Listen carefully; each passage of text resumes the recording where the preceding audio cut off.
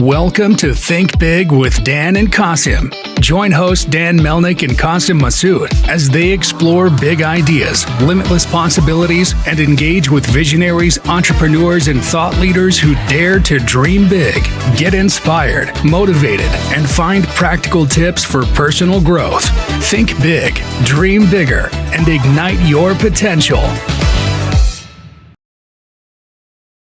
All right, welcome back, everybody. Guest today, Isabel Washington. Isabel, thank you for being here. I really appreciate you coming on. And can you tell us, first of all, where you're calling in from and what you do for a living with LAUREL'S? Yes, I'm in LA and I'm the founder and CEO of LAUREL'S. Amazing. Yeah, so obviously just checking out the website. I got a pretty good idea of what this is, but can you tell me a little bit more about your background leading up to, like, what made you want to get into this space, and what did you kind of notice out there in the market that was maybe lacking, or something you were looking to do a little bit differently with your brand? Yeah, definitely. So I was at McKinsey, the consulting firm, for 2 years. I did a lot of work, kind of across industries as McKinsey consultants do. And I took a keen liking to consumer goods. I'm a mass consumer myself. I love beverages, food. I feel like I'm on top of a lot of the trends. And I really watched Poppy, kind of grow up and blow up into what it really is now, and how a lot of people had kind of found a new love or opportunity to drink soda again. I was one of many Gen Zers who, kind of swore off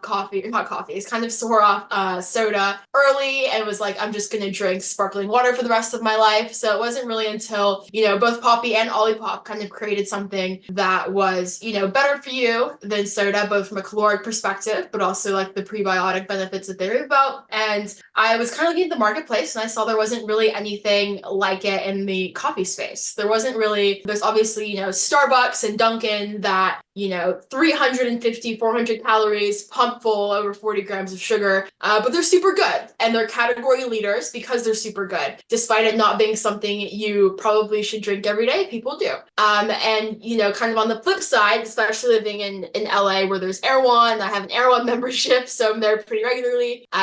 Everything kind of in the coffee section that's like a better for you product raves about, it's zero this, zero that, zero sugar, non-dairy, no this. And they honestly just don't taste good. Like it's really not kind of throwing shade at, other canned coffee companies because they're all doing their thing for good reason. But I didn't feel like there was anything that, you go to sleep and you're like looking forward to waking up. You're not going to snooze your alarm because you have a canned coffee in the fridge. I just didn't feel like anything existed. I felt that the canned coffee section had done a lot on the convenience side. Like it's on the go. You're in a rush. You don't have time to go to a coffee shop. You're looking for a quick source of energy. But not ever like, someone who's drinking canned coffee might actually want it to taste good and not just be good enough. So I really wanted to kind of set out and build something that I felt was not for convenience. Like it was really something that you're going to buy. It's bringing those incremental, shoppers into the coffee aisle who are like, I don't drink canned coffee because it's not good. Bringing them in because it actually does,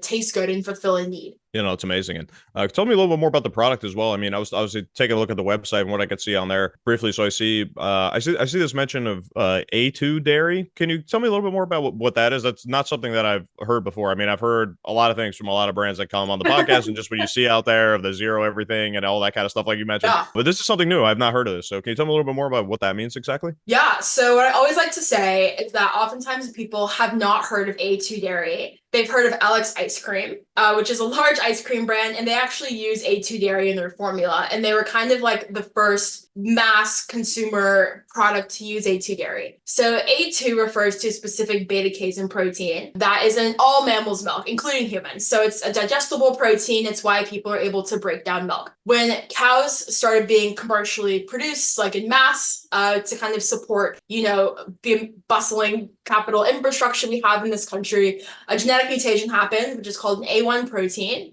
which is nicknamed, not digestible proteins. So humans actually can't break that down. And oftentimes, like recent studies are showing that when people are allergic or have dairy sensitivities or are lactose intolerant, that it's not actually the lactose that's causing the issue. It's this A1 protein. So Alec actually from Alex Ice Cream kind of taught me this comparison where he was like, it's pretty much if people have like brown hair or blonde hair. It's really comes to genetics. It tastes different. It's from cows. It has lactose. It's all the same things, but it's of a specific gene that gets passed through their milk that makes it difficult for consumption. So A2 is free of that inflammatory protein. That's really fascinating. I can't believe this is the first time I'm hearing about this, because I feel like it's something that's so important, and people search for like functionality in their food and drink these days. It's like, it seems to be a big one. So that's very cool. And I guess I'd be curious too. Obviously, I was taking a look at the website too. Saw you're taking pre-orders right now. Super exciting. So I guess I'm just curious, your general go-to-market strategy obviously seems to be, more on the D2C side, at least in the beginning. Is that kind of where you feel like your like ideal customers are going to land, and what your kind of lane is going to be for the foreseeable future with this product? Yeah, so I think what's interesting about beverage specifically is that, well, it's actually not interesting, but it's incredibly hard to ship because it's super, super heavy. So what I wanted to do, myself and one of my friends who I started the company with, we were really focused on not having to ship a ton of products because it is super heavy, but we are bootstrapping it. We have a few friends and family investors, but we were not sitting on like boatloads of cash. So it was really a way for us to almost validate the idea. Like, is this something that people would want? Is this getting interest? We've posted, a few things on Instagram, a few things on TikTok. We've played a bit around with paid ads on Facebook just to really see, beyond my parents and his parents and a few of our friends, like, is this something that people will want? And it was a way to generate cash flow, like, honestly, initially, because we've been able to get a few $1,000s in cash purely through pre-orders. That is not, critical to running this business or getting the product off the ground, but it has been a really nice way to go out to those angel investors or to like kind of get a story going that have been able to like bring a few more people on board. And I think just kind of have a little bit more of a proof of concept because, not only do we have a product, a website, like a Shopify theme is like $500. Anyone can build a website, but we are getting people, ordering, which has been really great and kind of helped me sleep at night for investing, my life savings into this company.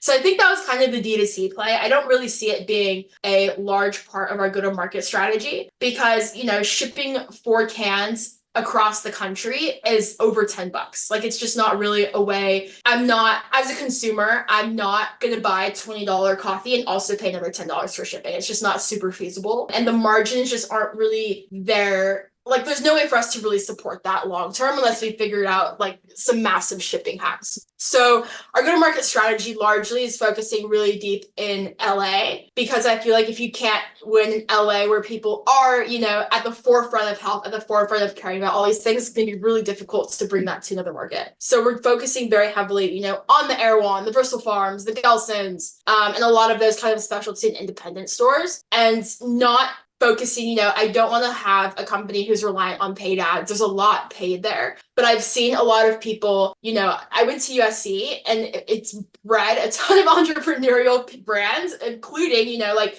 Saws, Good Girl Snacks / like Hot Girl Pickles. Like, they were in my year and I've seen how they've been able to grow a brand organically without relying a lot on that. So I'm not hoping to make it part of our strategy. And I think that, a lot of our branding, like, is super cute. Our website's cute.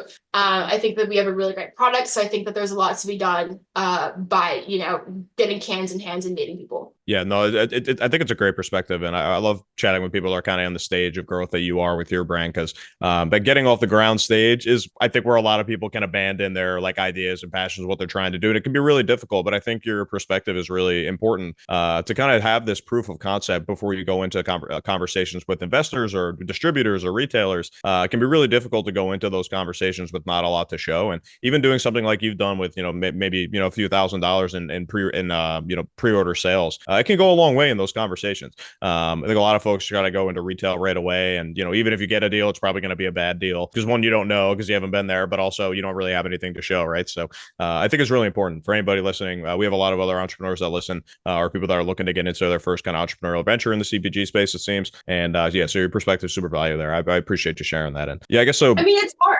Oh, sorry. Go ahead. No, please. Yeah. No. Yeah, I was going to say it's exactly right. There were many times where, I've thought about shutting down the company. You have a cog scare or you get a quote back and you're like, how are we ever going to pay for this? Or you're kind of looking at pricing or the market. And every time, I'm sure you've seen Snackshot or familiar like BevNet. Like, anytime one of those guys posts an article about a new coffee company, I'm scared it's going to be doing something similar to what we're doing. So I think that there's a lot of times where it's really difficult to get to market and the little things add up. whether it's, the small fees, or it can end up costing a lot more than you'd bargained for initially. But I think that my biggest kind of takeaway or lesson was that you can oftentimes do things a lot cheaper or a lot smaller scale than you would need to like prove a concept. There's a lot of ways, for example, when I was kind of looking for a formulator, there were formulators who wanted, 15,000 for one SKU and then 9,000 for the next. And, that's a ton of money. We paid less than that for 3 SKUs. So I think it's just a matter of, not kind of letting these little seemingly setbacks get in the way of launching something great. There's a lot of things that I wish we could spend a lot more money on. Like, I wish we had the money to launch huge marketing campaigns and social and activations and all of these really cool things that a lot of brands who are venture backed have a lot of capacity to do, and we'll be there one day. It's just not us now, but I think kind of a lot of people let that or what they see get in the way of launching something really cool. Yeah, I think you're 100% right. And I know I mentioned that question I always like to ask everybody on the podcast, and one of the most common answers to that I hear when so many CPG brands that come on the podcast is this like knee-jerk reaction I get is basically just like, understand that it's going to take 10 or 15 times as long to bring it to market, but also to scale it the way you like know that it can. It's just a slow burn with CPG, as I'm sure like you're learning, maybe the hard way, maybe whatever way that it is. No, it's so true. I think that perspective again is really, really important. So I appreciate you sharing that as well. And so I am curious to hear your answer to that question, though. I suppose if you could go back to when this was still like kind of like an idea before you did any of your like product development, you found a formulator, doing all these things. If you can go back and give yourself any one piece of advice, if you were to go through kind of that pre-revenue stage again, what do you think that piece of advice would be? It probably would be to do it cheaper, or to think smaller scale. I think that, as I said, I want to grow this into the next Poppy. And that's not without thinking about where Poppy started, which is a farmer's market. It's incredibly, I think, especially in this day and age, when there's so many brands that seemingly come out of nowhere and secure those, Whole Foods, Sprouts, distribution plays, Costco even, like Gorgie the energy drink was in Costco, I think 11 months after launch, which is crazy, but they raised a $6.5 million pre-seed round. Like, I think that a lot of these things make a ton of sense in context, but it's very easy to kind of get caught up in seeing like, oh my gosh, this brand did this or this brand did that. And it's unsexy. Even myself, my girlfriend was like, you should look into a farmer's market. And I was like, that's not cool. I don't want to do that. I want to launch an Erewhon. When really, there's just as much money to be made with a food truck or a table on Venice Boardwalk. Like, there's a lot of, which I'm still going to do. I'm still going to be out there Saturday mornings with my little table and my little Yeti cooler selling cans, because at the end of the day, you just have to do the unsexy thing sometimes. But I feel like a lot of people kind of get in the way of thinking that they're going to be 100 on day one. Yeah, no, it's so true. And just for you as well, just a little piece of other like context I've heard from other folks in like very similar products is a really interesting vertical I've been hearing about a lot on the podcast is folks kind of just reaching out to their colleagues that work at these like, big corporate campuses in, Silicon Valley and California and in New York where I am, and getting in that way where they're basically buying it to give away to their employees. And I think there's a lot of like easy ways to like pitch value, especially with something like this, especially with the A2 protein that you have in there. It's just a fascinating concept that I think it would really open a lot of like eyes for people. I just don't think it's a vertical that enough people consider when they're trying to sell something like this. I mean, most people just kind of think about the retail like grocery stores, which is like obviously like the best case scenario, right? But I just think there's always like really creative avenues to go down, maybe a little bit different than working with a distributor or maybe like a grocery store. I had somebody on the podcast recently who sold date nuts who said he sells almost 100% of his product just to lounges and airports, like the Centurion American Express lounges. It's like 100% of his business. Like, it's just so fascinating. Yeah. And then I guess so. There are a lot of things. Even Gia, their go-to-market strategy. Before the pandemic, I actually was just listening to a podcast Melanie was on yesterday, so it's top of mind. But their go-to-market strategy was pretty much entirely restaurants and bars. And then they launched March 2020. And obviously, restaurants and bars weren't much of a thing for a long time after that. So there are a lot of plays. And definitely kind of looking into a lot of those other distribution channels, especially, in the McKinsey offices. I would grocery shop there a lot of days. They had Diet Coke, string cheese, LaCroix, the whole thing that I just stick in my bag. So there's a lot of opportunities in offices, for sure. Yeah, no, it's airports definitely too. I travel a lot and love traveling, so I would love to see the products there for sure. Hotels, similarly, even like small one, mini bars. There's a lot of creative ways you could get. Yeah, no, for sure. I love that. And I guess another question I do always like to ask as well is, if we were to speak a year from now, where do you kind of see, all stages of the business? I know, I think I remember seeing on the website, the pre-order shipping is going to happen in about August. So if you were to speak it again, like a year from now, where do you kind of see things as far as like, where your product is placed, like how your DTC sales are? Where do you kind of see a year from now if we were to speak again? Yeah, I think that I see, because of course I've like the McKinsey consultant, I forecasted all of this out. But I think it really would be, D2C being probably about 20% of our business. Largely, if I can figure out this TikTok shop thing, it might end up being a lot more. But I do think I really want to prioritize in-person connection, because I really do feel it puts us above virtually every other coffee art in the space, is how good we taste. And that's not, biased. We've done tests, we've done the focus groups, the whole thing. And a lot of people do, say that it tastes just like the Starbucks bottled latte, bottled frappuccino. So I think that there is an opportunity to convert not only the customer who is drinking those, but also bring a new customer into the coffee aisle. So I do want to continue to have a lot of those discussions, in person, be killing it at Erewhon with crazy velocities, and really, looking at opportunities within Southern California that make the most sense. Whether it is a lot of those corporate offices, we have a lot of the